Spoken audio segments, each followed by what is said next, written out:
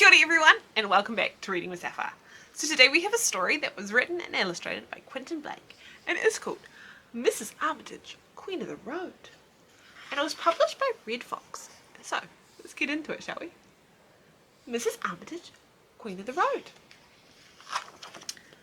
One morning, Mrs. Armitage came downstairs and found a letter on the mat.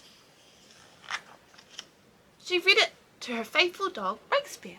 It said, "Dear Anastasia, because I am buying a new motorcycle, I shall not need my old car anymore.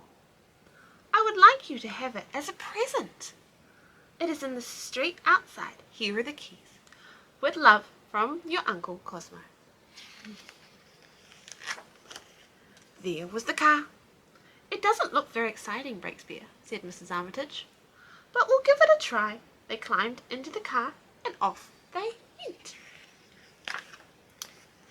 They had not been going long when they went over a big hole in the road. Bing, bong, ding, doing! All of the hubcaps fell off. Mrs. Armitage got out to look at the damage. "Hubcaps," she said. "Who needs them?" She took them off to the scrap heap and on they went. But as they were going around the corner by the vinegar works, scrunch! The mudguard was ruined. Mrs. Armitage got out to look at the damage. "Mudguard," she said. "Who needs them?"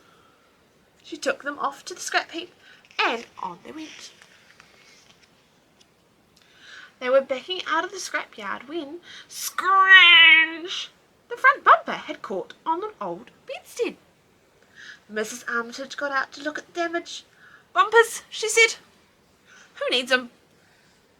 She threw the bumper onto the scrap heap and drove away. They were on their way past the supermarket when a lorry backed into the street.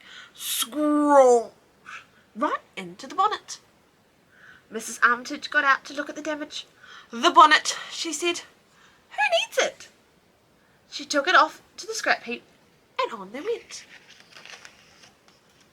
There was quite a traffic jam beside the new building site, where a big crane was moving heavy blocks of concrete.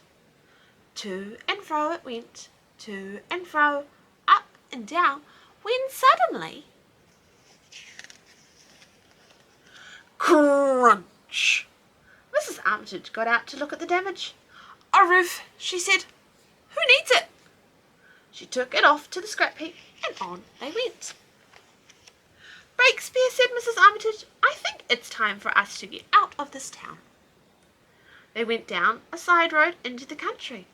All about them were trees, and the birds were singing.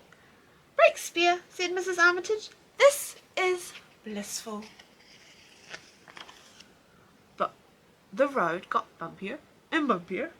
Bidding bong, bing, ding dong, clunk! All the doors fell off and the boot as well. Mrs. Armitage got out to look at the damage. "All this stuff, Breakspear," she said. "Who needs it? Let's throw it all on the scrap heap and be on our way." But at that moment there was a roar. It was Uncle Cosmo on his new bike. His friends were there too. Grizzy and Lulu, Fernando and Smudge. They were out for a day's drive. They all gathered around to look at Mrs. Armitage's machine. "Wow," said Grizzy. "Wherever did you get it? It's fantastic." "We're off to Crazy Duck Cafe for a game of billiards and a can of banana fizz," said Uncle Cosmo. "You must come too. But first, have this leather jacket," said Smudge. "I've grown too big to wear it." "And you must each have a collar," said Lulu. "I don't need all three." "And have one of our bendy ass," says Grizzy. "We don't need both of them." "And let me give you a motor horn," said Fernando. "I don't need all 5 of them, and it's always good to have a motor horn." Off they roared to the Crazy Duck Cafe. And out in front with her faithful dog Breakspear was Mrs. Armitage, Queen of the road. Awesome. I hope you enjoyed. I cannot wait to see you again next time. Ka kite!